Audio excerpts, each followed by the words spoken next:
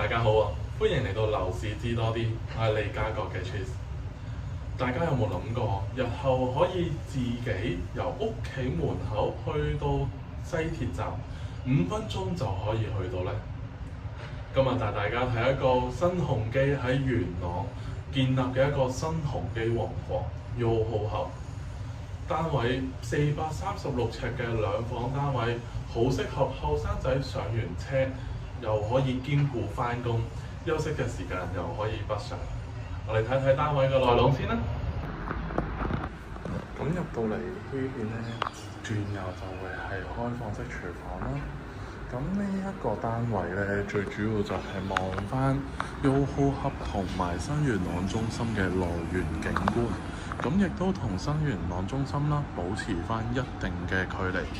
咁依家啱啱見到呢，其實有西鐵站、西鐵經過，咁但係呢都冇，依度都影響唔到嘅。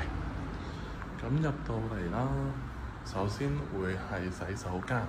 洗手間係比較新型少少嘅 design， 就偏向酒店式㗎啦。咁亦都有浴室寶喺度。第一間房，業主咧喺度做咗個衣櫃啦，同埋置物櫃嘅，亦都有個書台喺呢度。咁啊，可以做書房。如果咧有需要嘅話咧，呢度都可以整張，即係拆咗佢整張床都冇問題嘅。咁去到去主人房呢度啦，呢個就係衣櫃位。業主咧都係新速整咗個入牆衣櫃嘅。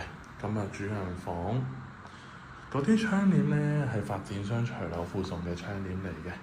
咁就算呢度夜晚唔使開冷氣，開窗都冇乜聲咯。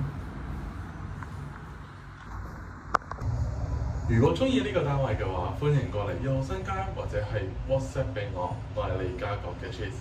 記得啊 ，like、share 同埋 subscribe， 最緊要撳埋個叮叮鐘，咁俾到大家可以最新嘅樓市資訊啦。